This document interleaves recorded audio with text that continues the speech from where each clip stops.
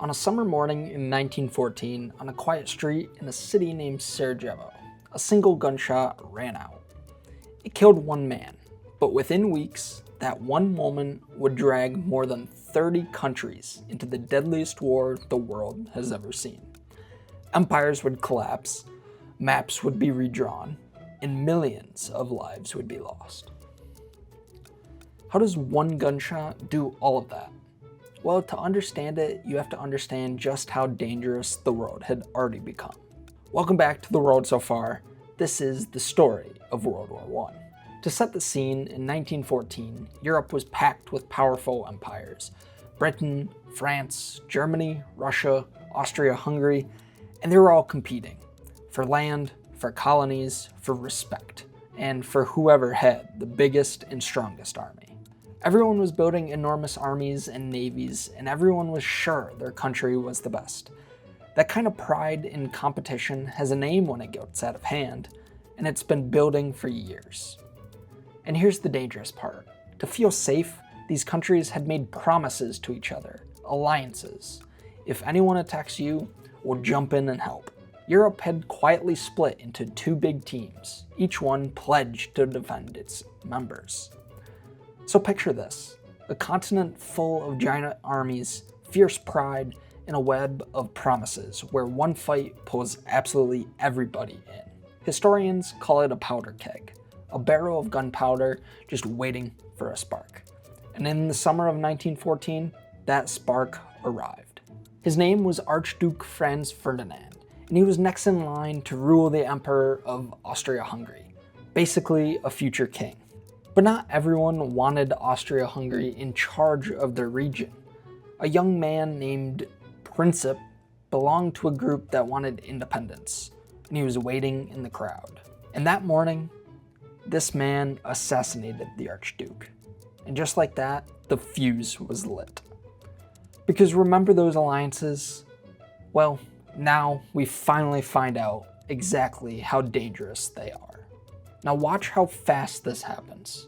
Austria-Hungary blamed Serbia, the country it believed was behind the attack, and declared war on it.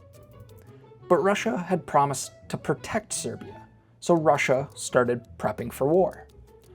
Germany had promised to back Austria-Hungary, so Germany declared war on Russia.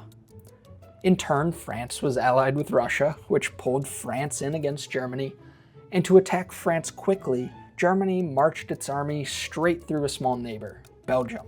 That was the last straw. Britain had promised to protect Belgium, so Britain joined the war too. In about 5 weeks, one assassination had turned into a war involving nearly every major power in Europe, each one being dragged in by a promise. Two teams locked in, and almost everyone believed the same comforted thing. They thought it would be a short, glorious adventure. Home by Christmas, they said. They could have not been more wrong. When the two armies finally crashed into each other, neither could push the other back. So both sides did something that defined this entire war. They dug in. They carved deep ditches called trenches into the ground for protection, and they stayed there.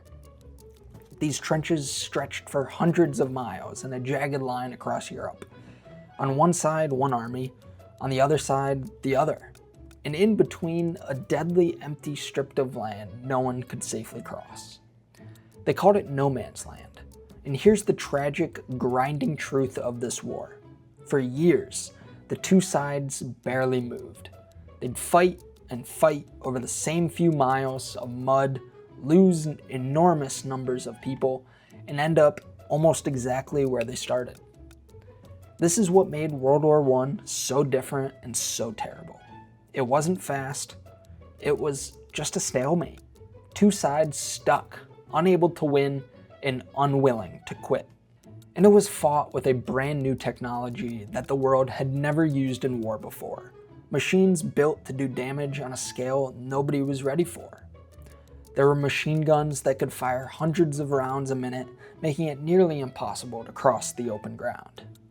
There was a massive artillery, enormous cannons that could fire from miles away. There was poison gas, a cruel new weapon that forced soldiers to carry masks everywhere. and there were the very first tanks rumbling around the mud. And up above, flimsy early airplanes began to fight in the sky. The older ways of fighting met modern machines, and the results were a level of loss the world had simply never seen. This wasn't a glorious adventure. For the millions of ordinary people living in these trenches, it was something far harder. And remember, this is called a world war for a reason. It didn't stay in Europe. The great empires pulled in soldiers and supplies from their colonies all around the globe. Battles were fought across the Middle East, across Africa, and on the open sea. People from nearly every continent were caught up in it. At sea, Germany used submarines to sink ships, including ships carrying civilians. And that decision had huge consequence. It helped pull in a giant new player. In 1917, the United States entered the war on the Allied side, bringing fresh troops, fresh supplies, and fresh energy to a continent that was utterly exhausted. Around the same time, Russia was falling into a revolution and chaos at home and pulled out of the war entirely. The teams were shifting, and slowly the balance was tipping. By 1918, after more than 4 brutal years, Germany and its allies were running out of soldiers, out of supplies, and out of hope.